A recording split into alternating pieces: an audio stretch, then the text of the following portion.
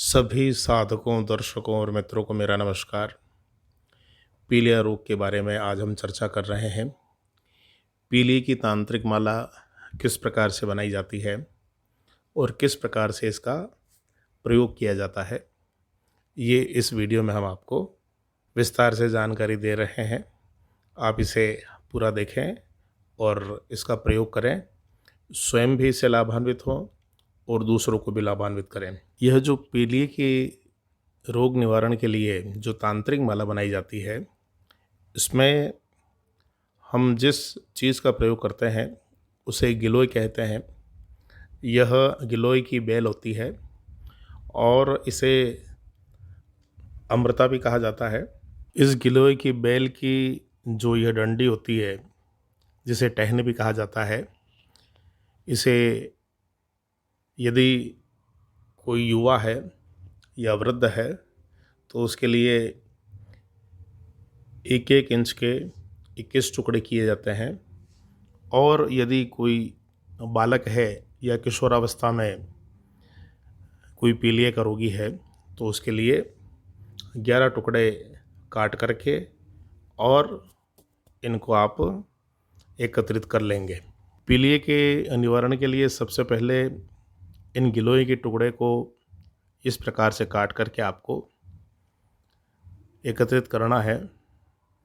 और कुछ लोग ऐसा, जो पुराने बुजुर्ग हैं, वो गिलोय के अलावा सफ़ेद रंग का जो पुनर्नवा होता है, यह पुनर्नवे के जड़ की माला भी इसी प्रकार से बना करके पीलिया के रोगी को वे लोग गले में धारण कराते हैं।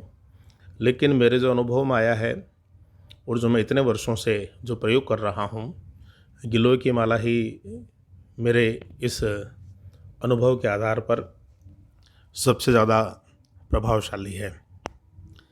तो इस प्रकार से 21 टुकड़ों को काट करके मूली का जो कच्चे सूत से बना हुआ धागा होता है, जिसे हम लच्छा भी कहते हैं और कलावा भी कहते हैं, यह धागा हमको लेना होता है।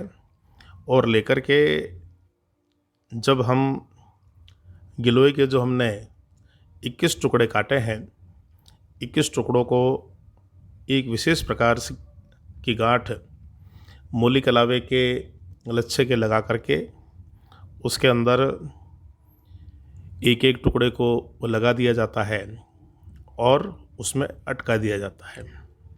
और फिर एक विशेष रूप से मंत्र होता है, उस मंत्र को बोल करके उस गांठ को खींच लिया जाता है।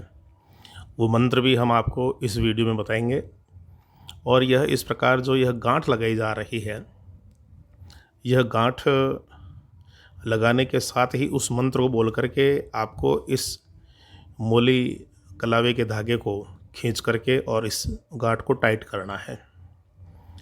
इसकी सबसे बड़ी विशेषता है कि जो भी रोगी इसको धारण करता है वह इसे अपने गले के अंदर, गले के ऊपर, सिर के ऊपर से धारण करें। जो भी रोगी इसको धारण करता है उसे सिर के ऊपर से धारण करना चाहिए। और जो ही वह धारण करता है, धारण करने के दिन से ही दूसरे, तीसरे, चौथे दिन यह माला धीरे धीरे लंबी होती चली जाती है और फिर यह पेट तक और नाभि तक, यह लगभग 6-7 दिन के अंदर नाभि तक आ जाती है। 7 दिन के बाद में इस माला को खोला जाता है। और खोलने का भी इसका एक तरीका होता है। इसको पाँव की ओर से खोला जाता है, क्योंकि सिर की ओर से इसको पहना जाता है और यह माला इतनी लंबी हो जाती है कि यह आपके पाँव की ओर इस माला को नीचे उतार करके और फिर इस माला को रोगी का हाथ से, जहाँ कहीं भी आपको आक का पौधा दिखे वहाँ पर आप उसके पास में जाकर और उसके ऊपर टाँक देवे या लटका देवे।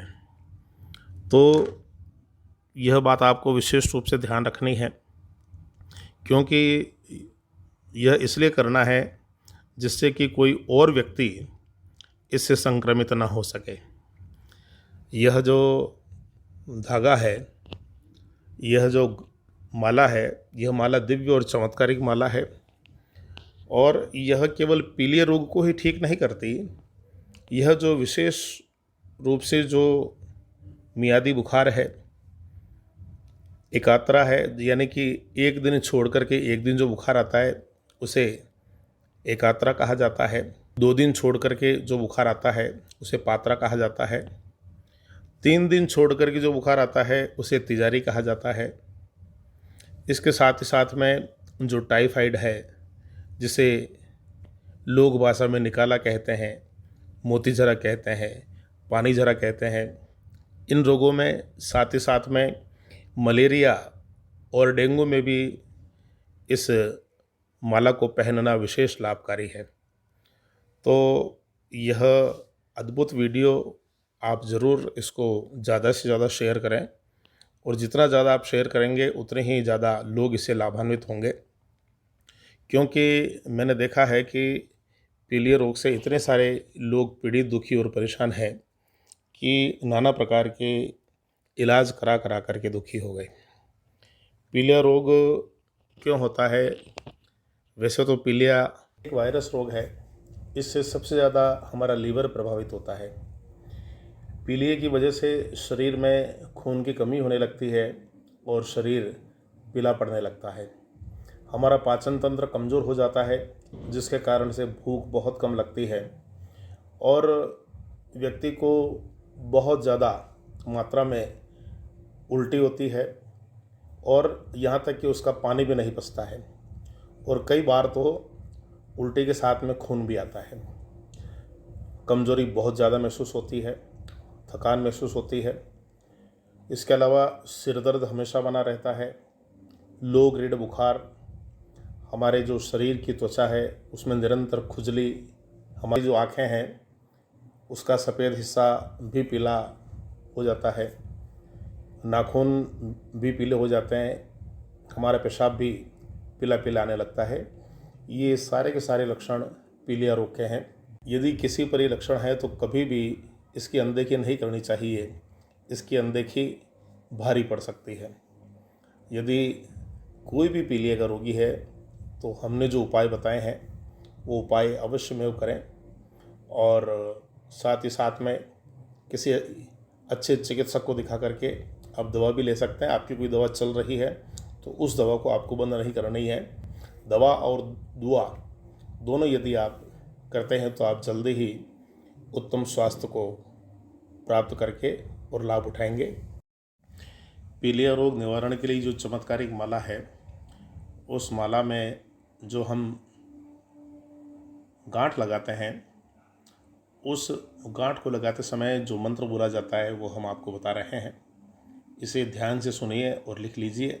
ओम नमो बेताल पीलिया को मिटावे, काटे जारे रहे न नेक, रहे कहूँ तो डारू छेद छेद काटे, आन गुरु गोरखनाथ हन हन हन हन पच पच फट स्वाहा। ओम नमो बेताल पीलिया को मिटावे, काटे झारे रहे न नेक, रहे कहूँ तो डारू छेद छेद काटे, आन गुरु गोरखनाथ हन हन हन हन पच पच फट स्वाहा।